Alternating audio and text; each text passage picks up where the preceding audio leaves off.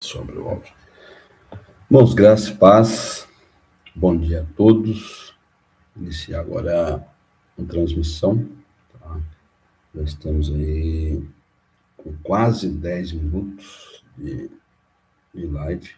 Eu mantive o silêncio e deixei uma música de fundo aí para ver se ia chegando os irmãos, tá? Na medida que forem chegando aí, vão pegando a live em andamento, tá? Curvamos a nossa cabeça, fechando nossos olhos e oramos a Deus. Pai Santo, diante de Ti estamos mais esse momento para a Tua honra e para a Tua glória. Nós Te agradecemos por todo o bem que nos tem feito, principalmente, ó Deus, por ter nos permitido de estar aqui a essa existência pela Tua honra, pela Tua glória, pelo Teu poder. Aqui nós contemplamos as obras das Tuas mãos, as maravilhas que o Senhor tem feito, tudo aqui nos leva a Ti. Graças Te damos pela vida eterna, da qual nós já desfrutamos desde já. Já temos vida eterna, porque o Senhor se proporcionou para nós. Enviou o Teu Filho amado para nos salvar, para nos resgatar e levar diante de Ti, para o Teu reino eterno que sempre é perfeito. Graças damos a Cristo Jesus, que desceu do céu, veio para cá, se fez como um de nós, se esvaziou de si mesmo, subiu lá naquela cruz, onde venceu todo o império, todo o pecado, e por isso nós temos vida eterna. Lá na cruz, algumas palavras utilizadas, tetelestai, está pago, está consumado, não há mais nada a ser feito. Por isso nós descansamos em paz, referente à nossa salvação, porque nós não temos 1 milímetro sequer de participação, mas esse Deus maravilhoso, perfeito, fez isso por nós. Graças damos ao Espírito Santo, que sempre está junto de nós, aponta os nossos pecados, mostra o nosso Salvador, e nos momentos terríveis das nossas vidas nos tem consolado, nos ajudado. Deus, receba a glória para si e nos conforme a imagem de Teu Filho. Ó Deus, não permita que tocamos na Tua glória. Tudo que for feito, venha ser para a Tua honra e Tua glória. Quer comais, quer bebais, fazer tudo para a honra e glória de Deus. Então, Senhor, esse domingo, oferecemos a nossa vida ao Senhor e nos perdoa se certamente nós pecarmos contra o Senhor. Deus, pedimos em favor das famílias que estão enlutadas, como a família do saudoso irmão Sevaí, consola os corações, a mente, e faz nós lembrarmos que a nossa vez chegará também, ou de ficar de luto ou de partir. E se partirmos, partimos com a certeza da vida eterna, porque nós temos certeza de quem nós temos crido, e é poderoso para guardar o nosso tesouro. Os enfermos, como o nosso irmão Márcio, o irmão Eduardo, e os demais que não chegaram ao nosso conhecimento. Pai, a nossa irmã que ganhou alta essa semana, que o Senhor assim abençoe na recuperação. Pedimos pela nossa comunidade e também pela Igreja Invisível. Pedimos por tudo, vamos consagrar de Cristo Jesus, bendito e eterno. Amém. Amém, irmãos? Vamos então darmos prosseguimento nessa escola bíblica. E, irmãos, na escola passada, estava no trabalho, então não foi possível de fazer a transmissão com melhor qualidade. Toda hora o pessoal me chamava na área, né? Então, eu vou dar uma recapitulada rápida, básica, para nós darmos prosseguimento no próximo parágrafo, tá? E houve algumas falhas de transmissão, também erro de digitação. Então, momento de passarmos por onde houve esses erros, né? E corrigi-los. Então, vamos lá? Seguindo. Capítulo 3, no parágrafo 1, nós vimos sobre os decretos de Deus, que ele decretou todas as coisas, né? Desde a eternidade em si mesmo, certo? E aí, os livros que corroboram conosco, que é Isaías, capítulo 46. Na aula anterior nós fizemos as leituras, né? Isaías 46, verso 10, Efésios 1, verso 11, Hebreus 6, verso 17, Romanos 9, verso 15 e 18. Tiago, capítulo 1, verso 13, 1 João, capítulo 1, verso 15. Na aula anterior, existiam dois aqui, que eram as informações dos livros, né? Isso eu tirei da confissão. Tiago estava aqui 2 Tiago, mas não era segundo Tiago, 2 Tiago, era só a informação dos livros que corroboram com esse assunto. Eu resolvi retirar, eu peguei isso da confissão de fé, resolvi retirar para não trazer confusão, tá? Sobre o livro de Tiago. Atos, capítulo 4, verso 27 e 28, João 19, verso 11, Números 23, verso 19, e Efésios 1, versos 3 a 5. Então, você que tiver a oportunidade, depois dessa escola bíblica ou em outro momento, façam de novo as leituras desses livros. Na aula 6, eu fiz a leitura com vocês aqui, né, que todos esses livros corroboram conosco referente aos decretos de Deus que ele decretou em si mesmo, certo? Eu também tenho aqui o que é decreto, né?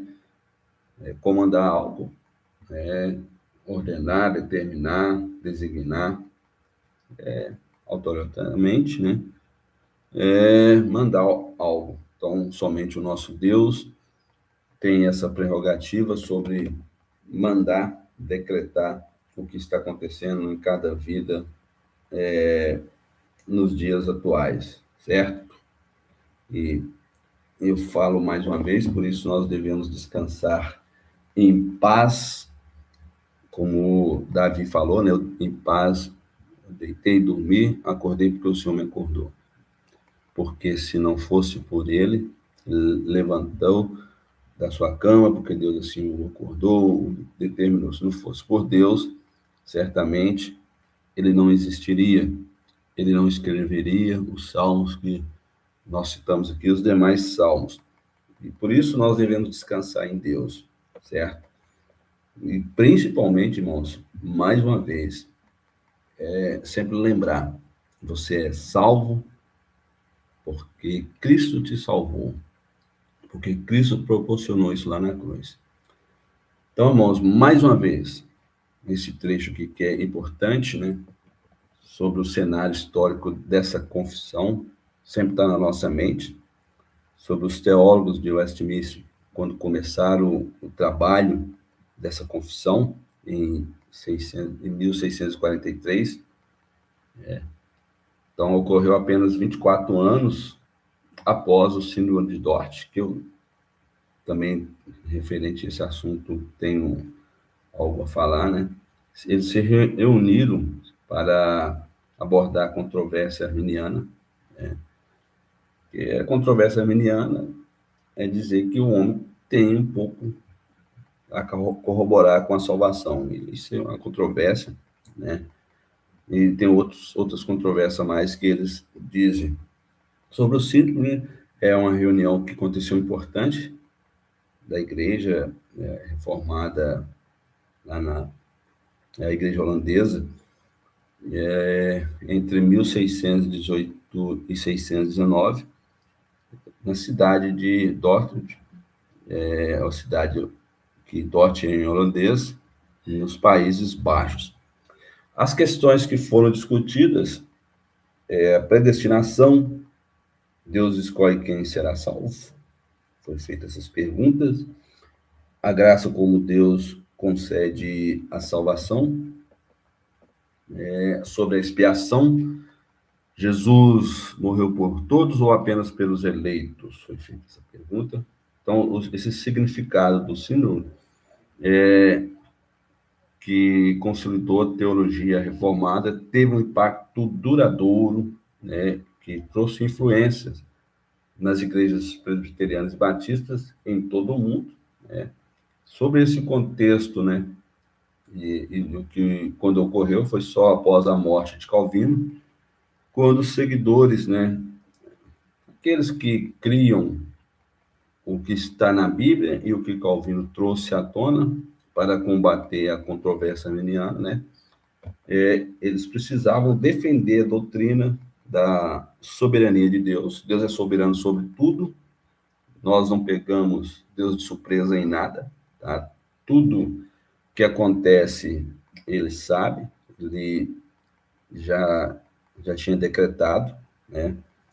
Então, a soberania de Deus está acima de qualquer expectativa humana, né? Então, aí veio à frente as ideias desse livro arbítrio, né? Livre-arbítrio, que foram levantadas pelos arminianos, referente à salvação do homem que participa, Deus enxergou lá na eternidade quem ia crer, outros assuntos mais. Só que o que a Bíblia nos relata é totalmente diferente, né? E o que nós estamos vendo agora nessa aula é sobre os decretos de Deus, né? E aí nós temos aqui também os 5 pontos de Dort, né? O ponto 1, depravidade total. A humanidade está completamente corrompida pelo pecado, isso é fato. E se não fosse por Cristo, nós estaríamos eternamente condenados, né? Todos os dias, irmãos, não é que temos prazer nisso, todos os dias nós cometemos pecados, e esses pecados é contra o nosso próprio Deus, né? Um Deus santo, maravilhoso. E aí nós temos sobre a eleição incondicional, Deus escolhe quem será salvo, isso é indiscutível, ele é Deus, né? Quem pensa ao contrário, tenta falar com Deus agora enquanto você está em vida, lá em vida terrena, né? E lá no juízo, tenta questionar Deus Todo-Poderoso, né? E Deus salva independentemente das obras, tá?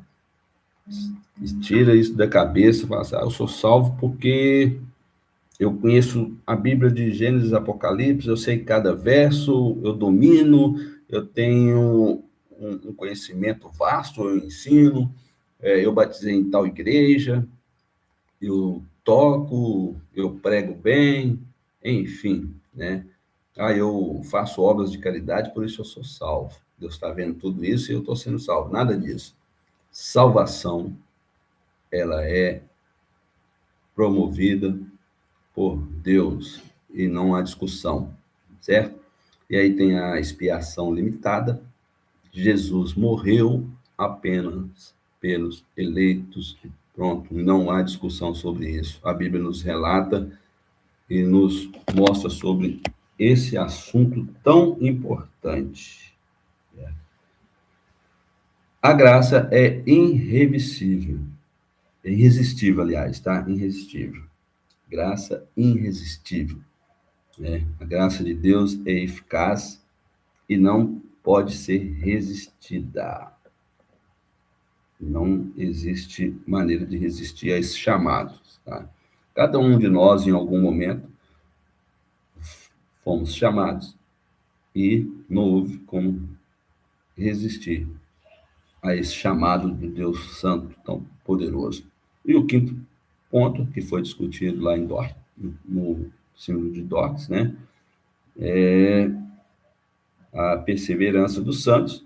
Os eleitos perseverarão até o fim e não poderão e jamais perderão a salvação. Essa perseverança dos santos é a ajuda também de Deus nas nossas vidas, certo? Bom, sobre as obras de Deus, criação e providência, tudo que existe, né, isso aí flui a partir dos decretos de Deus, tá? Esse decreto de Deus é uma doutrina que está fundamentada, né? E assim o é especialmente para a doutrina da soteriologia, que é o estudo da salvação, certo? Deus decretou em si mesmo, né? Isso significa, embora Deus soberanamente ordene todas as coisas, tudo que está acontecendo agora, nesse momento, essa escola bíblica, tá? De maneira nenhuma, tá? Deus viola a vontade própria, livre-arbítrio humano, e nem anula a liberdade de agência da criação, jamais, tá? Você pode ter certeza, as suas decisões, o que está acontecendo agora conosco, as suas decisões de ontem, do mês anterior, do mês seguinte, jamais Deus vai violar. Nada, nada disso. Deus é santo, ele não nos manipula, tá? Temos os pontos principais detalhados. Se ele não violenta a vontade da criatura, tá? E nem elimina a liberdade ou contingência das causas secundárias, tá? Ele não faz isso. Sobre violentar nossa vontade e a liberdade ou contingência das coisas secundárias, jamais. São os pontos detalhados que a gente precisa entender. Nada, nada ele está violentando. Ele pode te mostrar um caminho mais excelente do que você está querendo decidir em tomar decisões. Ele vai te mostrar, tá? Ele vai te mostrar, embora pode trazer dores ou desconforto para nós, o que ele está mostrando, porque nós, às vezes, resistimos, né? Algumas coisas. Eu prefiro caminho à esquerda do que à direita, eu prefiro a decisão da direita do que da esquerda e tal. Enfim, ele vai te mostrar, né? Mas ele não vai te manipular para você tomar decisão. E aí, você seguir o caminho que ele te mostrou, certamente você terá êxito naquilo que você decidiu em tomar de decisão que Deus te mostrou. Os pontos principais detalhados as causas secundárias. Isso se refere às leis da natureza, né, e opções e ações humanas, né? Essa contingência significa que os eventos ocorrem através dos meios, causas e efeitos, escolhas livres, e não por uma intervenção milagrosa, direta, constante. Elas continuam a operar de forma genuína. Isso eu citei alguns exemplos sobre o que acontece na atualidade, sobre águas poluídas, né? Que nós contribuímos, corroboramos para com isso, né? As leis da natureza e as ações humanas, né? Por exemplo, a ação humana ao julgar dejetos num rio, então vai poluir, né? Exemplo, o mar sempre recebe as águas dos rios e nunca se enche. Essa é a lei da natureza que foi proposto para cada, né? E referente a outras situações também que ocorrem sobre causa e efeito, escolhas livres, né? Caminho que você quer seguir, carro que você quer comprar, essas escolhas são livres, a roupa que você quer vestir, se você quer viajar para cidade A ou cidade X, né? Tudo isso você que escolhe, Deus não está lá te manipulando, fazendo você, né, tirar você de cabeça, ele pode te mostrar, como eu disse, uma coisa melhor para a sua vida, mas isso ele não te força, né? Os pontos principais detalhados, né? Existe a harmonia entre a soberania e responsabilidade, tá? Então, essa doutrina ensina que Deus, ele governa o universo, ele providencia tudo, e ele nunca é o autor do pecado. Se você pecou, foi porque você escolheu assim agir dessa forma. Então você tem que tomar decisão que é melhor, que de forma que você não desagrade o seu Deus, tá? Porque Deus não é autor do pecado, se você cometeu tal ação porque você quis. E também não tem, você não vê Deus baseando, né, a determinação dos seus decretos sobre qualquer coisa que ele prevê. Não existe isso. Quem prevê alguma coisa é nós, e ainda mesmo assim ainda dá errado, né?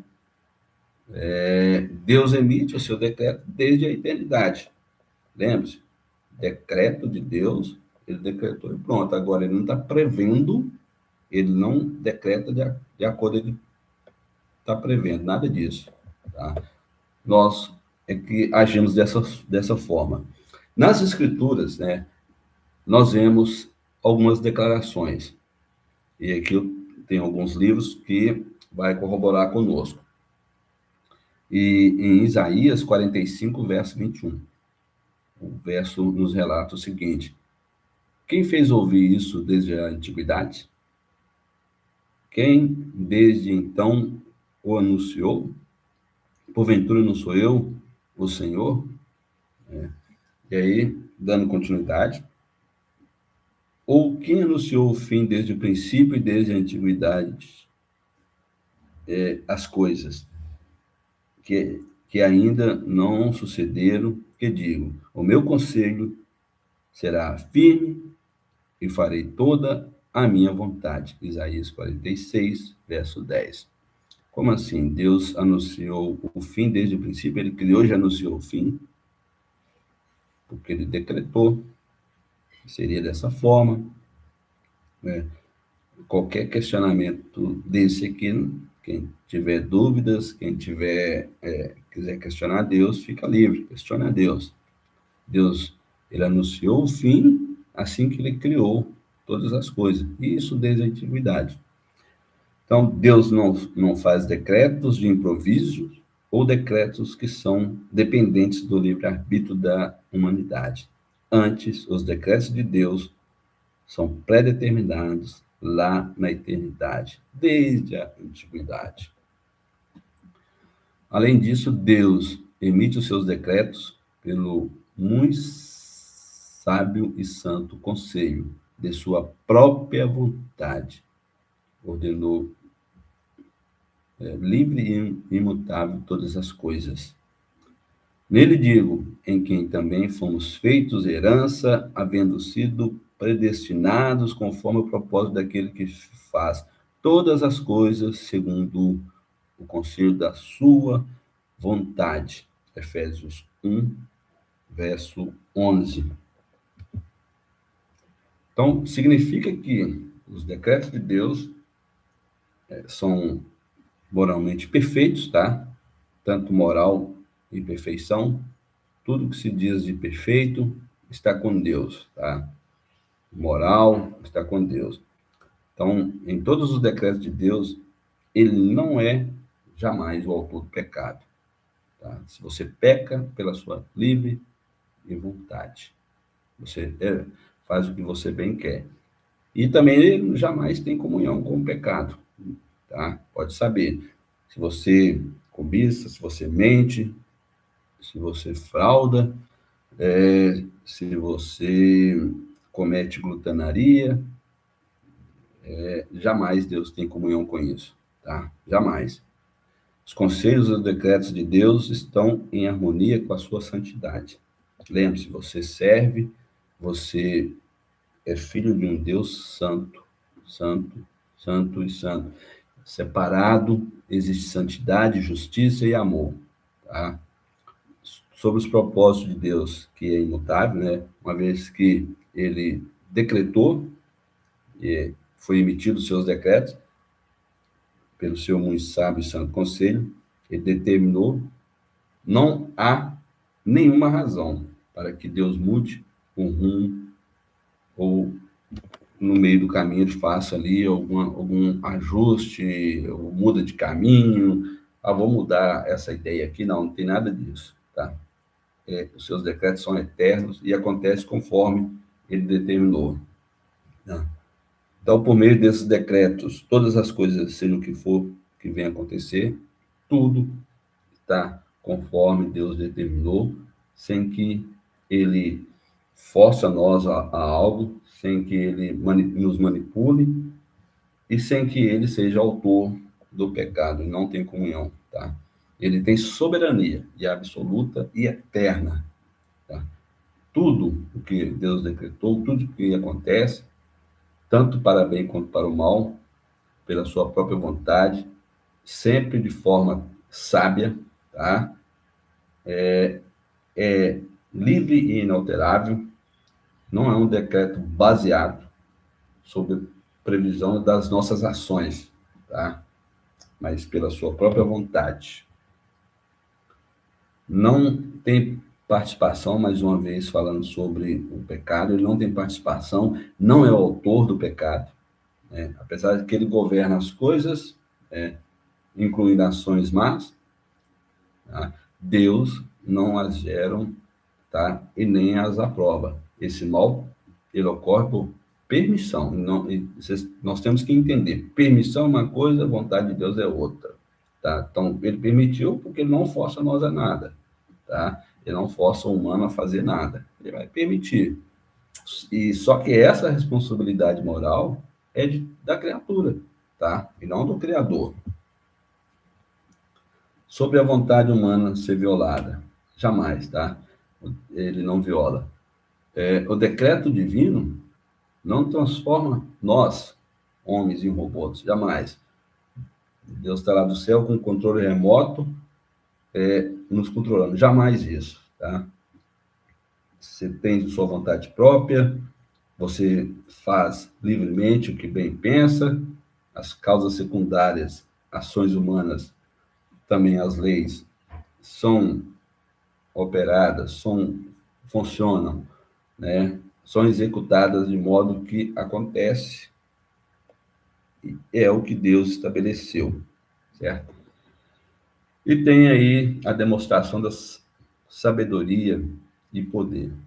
Sobre o propósito desse decreto, é demonstrar a sabedoria de Deus em dispor de todas as coisas, o seu poder e fidelidade em cumprir os seus planos. Ele cumpre conforme ele elaborou, tá? O texto, né, ele traz harmonia sobre a soberania absoluta de Deus e com a responsabilidade humana. Existe essa harmonia, tá? Ele tem soberania sobre tudo, porém, existe a responsabilidade humana nas execuções de suas obras, dos seus feitos, das suas ações, durante o decorrer da vida de cada um de nós, tá? Cada um de nós temos essa responsabilidade e certamente daremos conta de tudo, tá? Então, Deus usa até o pecado para os seus bons propósitos, sem ser responsável por ele. Tá? O texto declara, né, uma declaração clássica da teologia calvinista, traz para nós a enfatização sobre a soberania de Deus em todos os eventos, e não compromete em nada a santidade divina ou a liberdade humana. A santidade de Deus nunca é abalada em nem sequer 1 milímetro, tá? E a nossa liberdade, tá? Mostra para nós a soberania de Deus e nós temos liberdade para executar aquilo que nós queremos, né? Isso é um texto que traz para nós a declaração clássica sobre esse assunto, né? Sobre a teologia calvinista. Deus não tem nenhum abalo na sua santidade, tá? E nós temos a nossa liberdade ao executarmos o que bem queremos, dentro daquilo que é o nosso alcance, tá? Lembramos disso, aquilo que é o nosso alcance, aquilo que é para nós fazer, faremos. E isso traz uma harmonia entre nós e Deus, sobre a soberania de Deus e a nossa liberdade. Em resumo, a frase defende que a soberania de Deus não é fatalismo, mas sim um controle que sustenta a liberdade e responsabilidade da criatura. É o resumo que traz esse texto para nós. Muito bem, então, agora nós iremos no parágrafo 2, sobre esse tema importante, tá?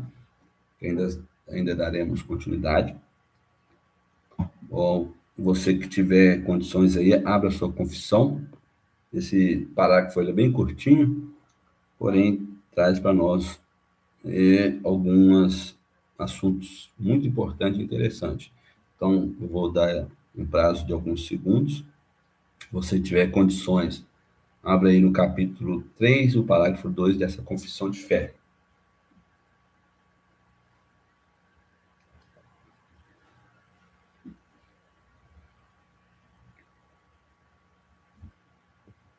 Bem, vamos lá então. Capítulo 3, parágrafo 2. Embora Deus conheça tudo o que possa ou venha a ocorrer sobre todas as circunstâncias imagináveis, ainda assim, ele não decretou qualquer coisa porque ele a previu como futura, ou como aquilo que poderia ocorrer em tais condições.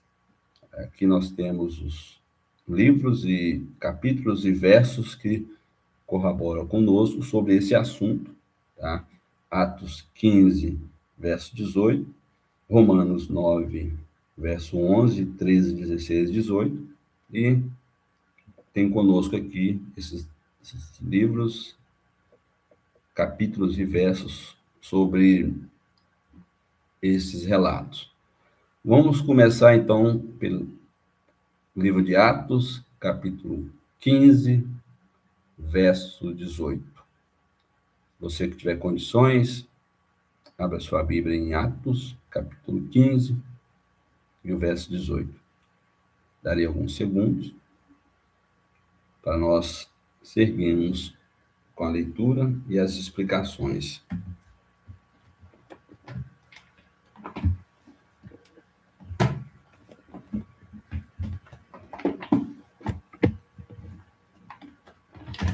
Vamos lá, então? Atos, capítulo 15, verso 18. Conhecidas são a Deus, desde o princípio do mundo, todas as suas obras. Certo? Então, traz para nós a afirmação sobre a onisciência e o plano eterno de Deus. Traz para nós uma declaração que a inclusão dos gentios, os não-judeus, sobre a salvação, né? Pela graça e sem a necessidade da lei mosaica, né? Isso não foi imprevisto, tá? Jamais. No meio do caminho, eu tenho que aqui inserir os gentios para a salvação, nada a ver, tá? Isso já estava nos planos de Deus, já estava decretado, né? Isso foi algo planejado, né, e conhecido por Deus desde o início do mundo. Lembra disso, tá? Isso é muito importante nós termos esse conhecimento, termos isso em mente, tá? Que só existiu um momento correto de ser inseridos os não-judeus sobre a salvação. Mas lá no princípio de todas as coisas, já estavam decretados a salvação daqueles que não eram judeus, sobre os gentios, tá? Existe a soberania divina, Deus não é surpreendido por acontecimentos, essa conversão dos gentios é a expansão da igreja fora do judaísmo, né? Faziam parte da vontade soberana e o conhecimento já era do conhecimento de Deus, tá? Então a igreja foi expandida, ela cresceu, foi acrescentado esses, mas isso já era do conhecimento de Deus. Ele não foi surpreendido sobre esse acontecimento, tá? Nos dias atuais, quem está sendo inserido na igreja atual, né, não está pegando Deus de surpresa. Isso já foi decretado por Deus, quem seria salvo, e permanece dessa forma. Contexto, né, do Concílio de Jerusalém. Tiago, ele cita essa verdade para trazer um encerramento sobre a discussão sobre a necessidade de os gentios serem circuncidados, né? Sobre isso houve uma confusão, ela tem que circuncidar, porque senão não será salvo, né? Então ele traz para nós, mostra sobre a recepção dos gentios, relatada por Pedro, e cumpre as profecias que já estão nos relatos bíblicos. Tá? Então, sobre a proposta de Deus desde o princípio. Deus teve o plano de salvar a humanidade, já estava incluído os gentios, e isso é eterno, né? Então, o autor traz para nós e reforça que o acolhimento deles não é uma invenção nova dos apóstolos, mas isso é algo que Deus já conhecia, já tinha organizado desde a eternidade, né? Como traz para nós os relatos da Escritura. Então, mais uma vez, conformidade traz para nós a conformidade com os profetas, né? Essa frase traz para nós uma conexão, o momento atual da igreja com o Antigo Testamento. Tem a conexão, tá? Especialmente em Amós, no capítulo 9, verso 11 e 12, que mostra sobre a nova aliança e o cumprimento do propósito antigo de Deus de reunir todas as nações. Então, Amós traz para nós aqui, Amós capítulo 9, você que tiver condições, abre a sua Bíblia nesse momento, no capítulo 9, verso 11 e 12 de Amós. Darei alguns segundos para você abrir a escritura, que eu farei a leitura.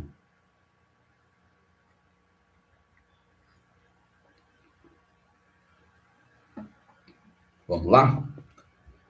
Naquele dia, tornarei a levantar o tabernáculo caído de Davi, e repararei as suas brechas, e tornarei a levantar as suas ruínas, e o edificarei como nos dias da antiguidade, para que possua o restante de Edom e todos os gentios que são chamados pelo meu nome, diz o Senhor, que faz essas coisas.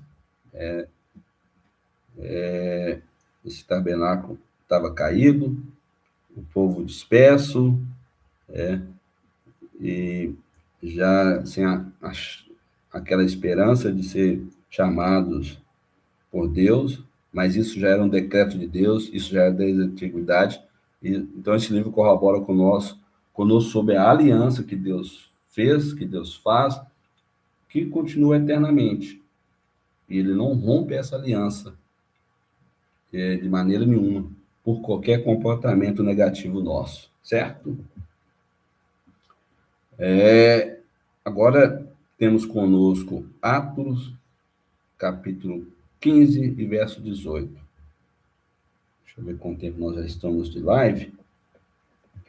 Talvez eu não consiga abordar todo o assunto que eu propus hoje.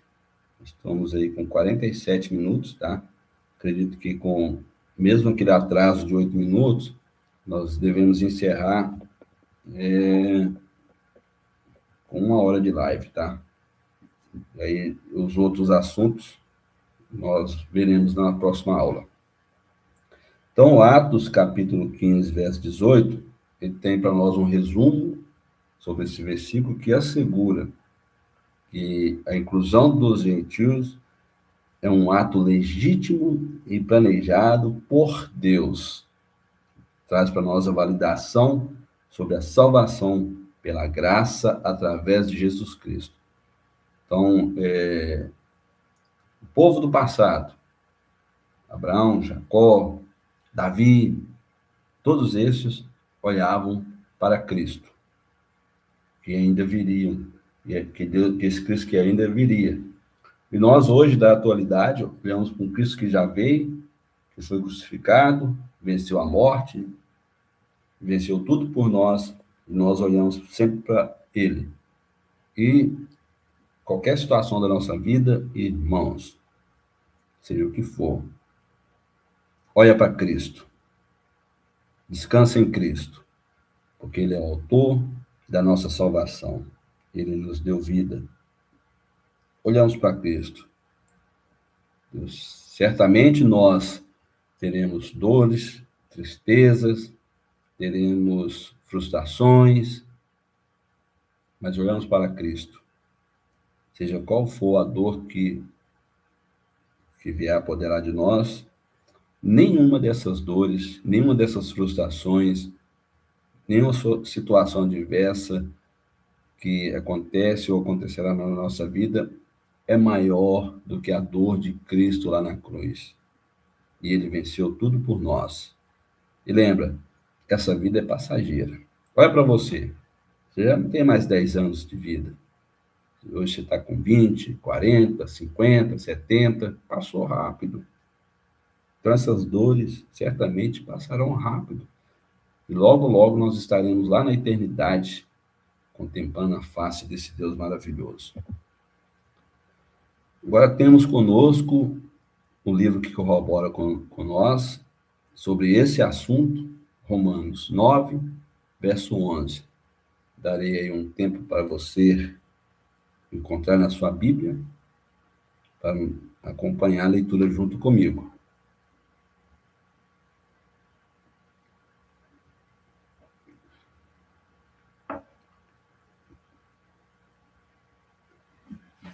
Muito bem, vamos lá? Romanos, capítulo 9, verso 11. Porque, não tendo eles ainda nascido, nem tendo feito bem ou mal, para que o propósito de Deus, segundo a eleição, ficasse firme, não por causa das obras, mas por aquele que chama. Então vamos comentar esse livro de Romanos, capítulo 9, verso 11. Ele traz para nós uma explicação sobre a escolha de Deus, sobre a eleição, né? Que se baseia sobre a soberania e graça, não mérito humano, tá? Traz para nós a afirmação que Jacó foi escolhido antes de nascer, ou de fazer bem ou mal, né? Você, eu, muitos eleitos por Deus, por Cristo, nós já havíamos sido eleitos antes de nascer, antes de falar qualquer palavra ou fazer qualquer obra, seja obra para bem ou para mal. Tá? Então, Paulo traz para nós uma demonstração sobre o propósito de Deus para a salvação. Depende de quem chama. Quem chama é Deus, tá? E não das obras que nós praticamos. Mais uma vez, quero corroborar com vocês. Pode praticar boas obras. Você vê alguém com fome, dá de comer. Tem alguém que está com frio, dá agasalho. Tá? Tem alguém que está precisando de acompanhamento porque está doente, acompanhe. Tem alguém que está precisando de um bom conselho, dá bom conselho. Certo? Tem alguém que está precisando de emprego e você tem condições, dá emprego. Enfim, todas essas boas obras só demonstram para nós, corrobora sobre a árvore que dá o seu fruto na estação própria e se essa árvore é uma árvore de laranja, vai produzir laranja. O salvo da mesma forma. Todas essas obras que foi citado anteriormente é porque você já é uma pessoa salva. E isso jamais vai corroborar com a sua salvação. Não depende de obras. Tira isso da sua cabeça, tá? E nem sempre essas obras humanas mostram para você algo que você é salvo, porque tem muita gente que faz boas obras. Agora, para corroborar referente à obra de uma pessoa que já é salva desde a eternidade, existe obras que relatam o livro de Gálatas para nós sobre ser paciente, ter domínio próprio e outras coisas mais, tá? Que sobre essas obras não há lei. Então, aquele que é salvo, ele vai conseguir se dominar, tá? Ele vai ter paz, ele vai esperar em Deus, né? Deixa eu ver, vamos, para corroborar com isso, vou abrir aqui em Gálatas, aqui a minha Bíblia, aguarda um minuto aí, deixa eu ver aqui sobre as obras.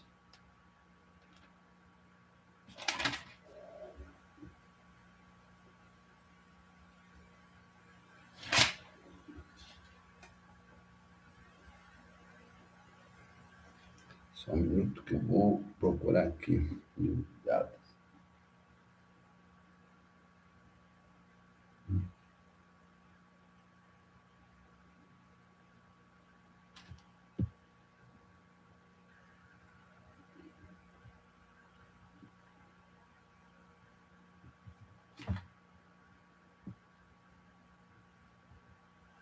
As obras do Espírito.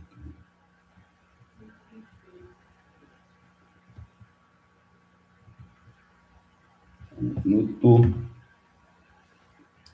Então vamos lá. Vou ler aqui desde o verso 16, que vai distinguir o que são obras da carne e fruto do Espírito. Você que tiver sua Bíblia aí, abra Gálatas capítulo 5, do verso 16 em diante, e nós faremos a leitura até o verso 25. Darei alguns segundos e faremos essa leitura.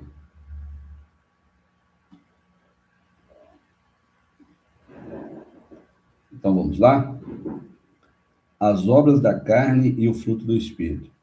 Digo, porém, andai no Espírito e jamais satisfareis a concupiscência da carne, porque a carne milita contra o Espírito e o Espírito contra a carne, porque são opostos entre si, para que não façais o que, porventura, seja do vosso querer. Mas se sois guiados pelo Espírito, não estáis sob a lei. Ora, as obras da carne são conhecidas e são prostituição, impureza, lascívia, idolatria, feitiçarias, inimizades, porfias, ciúmes, iras, discórdias, dissensões, facções, invejas, bebedices, glutonarias e coisas semelhantes a estas, a respeito das quais eu vos declaro, como já outrora vos preveni, que não herdarão o reino de Deus os que tais coisas praticam. O que o autor corrobora conosco sobre essas obras da carne é que quem vive deliberadamente praticando essas coisas e não consegue sair delas, e não tem a sua consciência pesada, jamais essas pessoas herdarão o reino de Deus, porque Deus não tem comunhão com essas obras más, com essas obras da carne. E aí o verso 22 vai corroborar conosco daquilo que eu disse para vocês, e que traz para nós o texto, mas o fruto do Espírito é amor, alegria, paz, longanimidade, benignidade, bondade, fidelidade, mansidão, domínio próprio. Então, contra essas coisas não há lei, e os que são de Cristo, olha só o que traz para nós, que o autor traz. Aqueles que são de Cristo Jesus crucificam a carne com as suas paixões e concupiscências. Se vivemos no Espírito, andemos também no Espírito. Não nos deixemos possuir de vanglória, provocando uns aos outros, tendo inveja uns dos outros. Ou seja, corrobora. Se tem uma árvore frutífera que é de laranja, ela vai produzir laranja. Aquela que é jabuticaba vai produzir jabuticaba. Então, aqueles que são de Cristo já vai trazer consigo essas obras. Mais uma vez, vou ler para vocês. O fruto do Espírito é amor, se você tem amor, é alegria, independente da situação que você vive. Você tem paz, né? Longanimidade, benignidade, bondade, fidelidade, mansidão e outra coisa que é difícil trazer para nós, mas Deus tem proporcionado, domínio próprio sobre qualquer situação. Então, quanto a essas coisas, não há lei. Então, irmãos, esse livro de Gálatas corrobora conosco. Deus nos chama e não das obras que nós praticamos. Pois se você é um salvo, Gálatas capítulo 5, verso 22, já vai estar com você, sobre mansidão, domínio próprio e as demais que foram lidas, certo? Seguindo, já estamos caminhando para o final, os pontos chaves dessa explicação. Mostra para nós sobre a soberania na eleição, a escolha é divina e não é influenciada pelo comportamento humano, tá? Passado ou futuro. Então, você nunca vai influenciar Deus porque você está praticando boas obras para você ser salvo. Já está decretado desde a eternidade que você seria um salvo. E você pratica essas obras para glorificar Deus. Lembra disso? Na oração nós fizemos. Quer comais, quer bebais, quer fazer qualquer outro ofício, fazer tudo para a honra e glória de Deus. Então, independência das obras. Essa eleição não é uma recompensa pelas ações justas que nós praticamos. É um ato da vontade de Deus, exclusivamente de Deus, tá? Nós temos aqui os propósitos de Deus.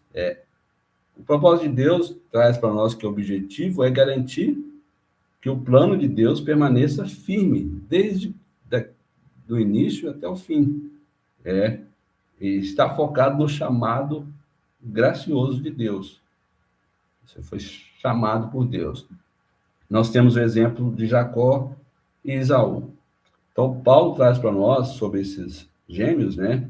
E ilustra que Deus agiu soberanamente. Ele escolheu a linhagem da promessa, Jacó, em vez da linhagem natural, Esaú, demonstrando misericórdia de quem ele quer. Ele quis ter misericórdia. Então, se ele quis ter misericórdia de você, glorifique a Deus, né? Embora nós não teremos como pagar isso para Deus. Mas adore a Deus, viva para a honra e glória de Deus. Acho que é o mínimo que nós podemos fazer para pagar isso. E de forma nenhuma, isso é hipoteticamente falando, nem pagar vamos conseguir. Mas, tá? Nós vamos viver para a honra e glória de Deus. Não temos condições nenhuma, isso é impagável. Justiça divina. A escolha não é justa, não é injustiça, não é injusta, tá? Mas ela traz para nós uma revelação da compaixão e o poder de Deus sobre o oleiro, que molda os vasos como deseja. Ele é Deus. Eu não tenho como questioná-lo e nós jamais, e nem você tem como questioná-lo e jamais iremos questioná-lo. Ele quis nos salvar. Tá? Mas fulano fazia boas obras e tal, não foi salvo. Eu não entro nessa seara de Deus. Essa ação, essa é uma prerrogativa exclusivamente de Deus, sobre a quem ele quis salvar.